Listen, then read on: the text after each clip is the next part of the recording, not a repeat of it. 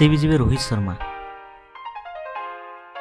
Indian Premier League परवर्ती season को नहीं एवं चर्चा आरंभ हो गला। 2025 होगा आईपीएल टूर्नामेंट रे एकाधिक फ्रांचाइज व्यापक अदल बदल देखा मिल। अनेक दलर खेलाड़ी एवं कोच अधिनायक बदली पारती एने एबेठू चर्चा आरंभ हो गला। 2025 आईपीएल पूर्व मेगा नीलामी प्रक्रिया आरंभ हो जो अनेक खेलाड़ी किणाबिका हेबे, दल अदल बदल हो।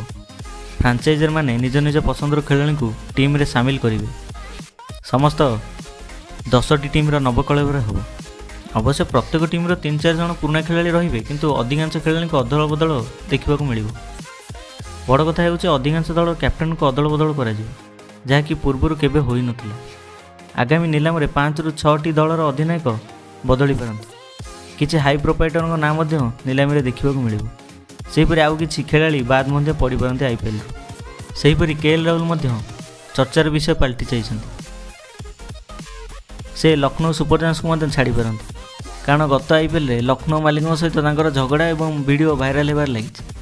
शुणा मिलूँ सूर्य कुमार यादव लखनऊ टीम को आसी पारती एवं अधिनायक भार तुलाई पारती।